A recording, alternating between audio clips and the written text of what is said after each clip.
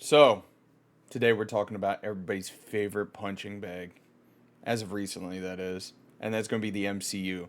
So, anyways, let's get into it. Let's talk about this article. So, this article is from GameSpot. The Marvel's Eternals has the worst MCU box office debut ever. Right? I thought that was kind of interesting. The the sequel starring Brie Larson brought in $47 million domestically, which was less than the Incredible Hulk and even the DC's Flash. And let me tell you, the DC Flash movie it, it was pretty bad. The CGI in it, yeah. Anyways, I made a whole video on it. Go check that out. I'll try to tag it up above if I remember. Captain Marvel might be the most powerful Avenger, but that doesn't help the superhero sequel at the box office. The Marvels just opened with the worst ever start for an MCU by pulling in $47 million domestically and $110.3 million worldwide, according to the Hollywood Reporter. And mind you, this article came out like a couple hours ago. So these articles, this is from over the long weekend. So you had Friday, Saturday, probably Thursday, Friday, Saturday, Sunday, not counting today. Previously, the 2008 The Incredible Hulk held the distinction for the lowest debut ever for the MCU, which grossed 55.4 domestically. And I love how it says, but keep in mind, that's not adjusted for inflation and back when the MCU was just getting started, which I want to say the 2008 Incredible Hulk movie was the second movie in the MCU. I think Iron Man was number one and then the Hulk. The Marvels also came up short compared to DC's Flash, which opened at 55 million domestically over the summer, which that's actually kind of surprising. So while I was thinking about it, I was like, let me take a look and see what all the Rotten Tomato score was for the Incredible Hulk, the 2008 version. And the 2008 version actually got a 67% rating from the critics, right? 67, audience score of 69%. So that brings me to my next question. What was the Marvel's rating from Rotten Tomatoes? Mind you, 67. And over here, the critics said it was a 62% with an 84 audience rating, which isn't bad. I mean, it's not bad at all, especially when you're looking at the scores for those movies. Like, especially with the spread, like you have the audience actually enjoyed the Marvels much more. And I'm going to tell you, I went and saw it, and we'll cover that more towards the end of the video because I'll throw the little spoiler alert thing up. So Captain Marvel, which is the first movie out of the two, opened up with 153.4 million domestically in 2019, so on and so forth. And surprisingly, that movie grossed $1.1 billion at the worldwide box office. Me personally, I don't think the first Captain Marvel movie was really that great. That's just me.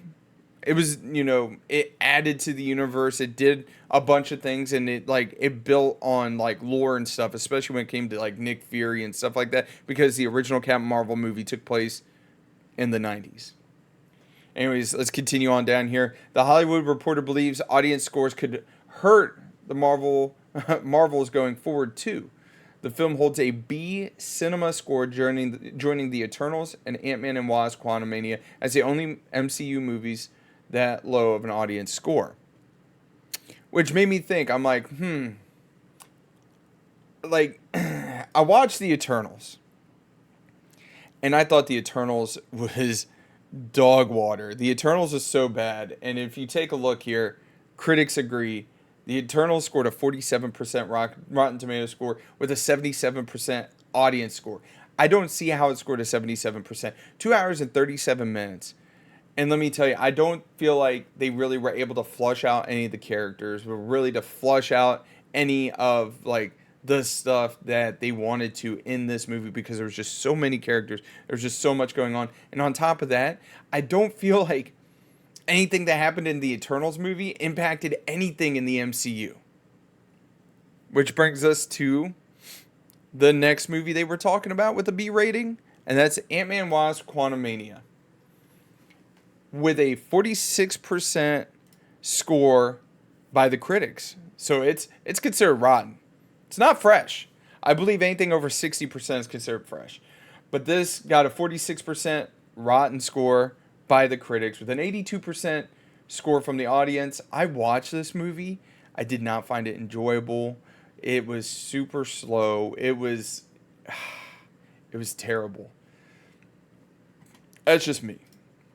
But like it just surprises me that they continue to fumble at the theaters. And I mean, granted, the Marvels movie, yeah. So, anyways, we're going to continue on. The other factors, theories considered lackluster. Okay. Um, Basically, it's just saying the Marvels is very much a film that goes down easy, but there's just not that much to remember. And that's what writer Phil Owens added. Um, so, spoiler alert. This is where I'm going to start talking about the Marvels movie because I went and I saw it on Friday. Friday's when I went and saw it, and I saw it in DFX, which is like an upgraded surround sound system for the theater, and we saw it in 3D. Um, and the discouraging part when it comes to it was like there was what, two people in the same row as me and my roommate, two or three people in the top row, and there was like one person down below. There was what, 3, 7, 8 people in total in this big ass theater for a movie that came out that same day.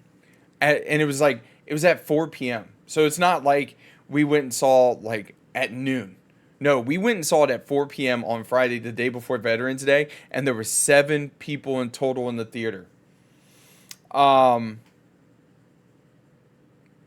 other thing that a lot of people were also complaining about is you have to watch like Marvel shows on Disney Plus to like really get the full effect of the movie.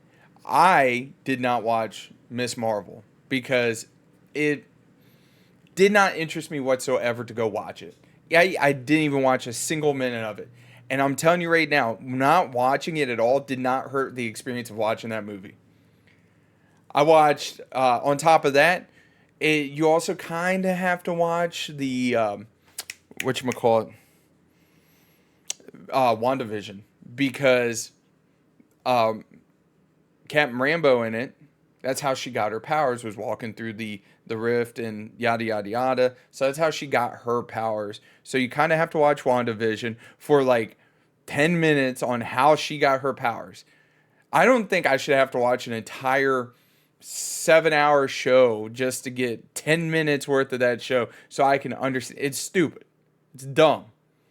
On top of that, like it said in here, it's an enjoyable movie. Like if you go in there and you don't expect anything, and like you just want some mindless action with a very simplistic story that doesn't push the MCU story whatsoever, it's an okay movie.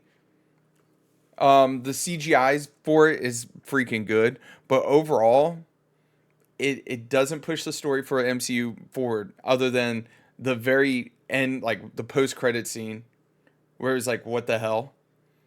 The villain for it does not seem to villainous, if that makes sense, because she's just like, meh. The story's just meh. Like I said, if you go in there and you're just looking for a mindless watch that you can go and enjoy, by all means, go watch it. It's very entertaining. If you're looking for an MCU movie that's going to build on it, you're going to be extremely disappointed. And like I said, the character development was terrible. It's just, everything, in my opinion, when it came to especially building of the story and the villain and why she was doing what she was doing, it was all like glance over, and like there was no real build up. It was just like, oh, I did this. This is why they're mad at me, and this is why they're going after X, Y, and Z. Like, no lie, that's exactly how you get the biggest plot point in the movie. Like, it's just, oh, like on a scale of 1 to 10, I give it a 5. It's enjoyable. The CGI is great. The story lackluster. The villain, lackluster. The acting, meh. They use Nick Fury as like the comedic relief. It just was like, yeah. MCU, man, you guys are everybody's favorite punching bag right now, and hopefully, like, you guys really figure something out, because I'm telling you right now, if you're looking to make $1 billion off of that movie, let me tell you, the only way you're doing that is if you put it on Disney Plus and up it to freaking Netflix's rates. Y'all take it easy. Those are my thoughts on the Marvels, and yeah, it is what it is, my guys. Y'all take it easy. Have a wonderful day. I'll catch you later. Bye.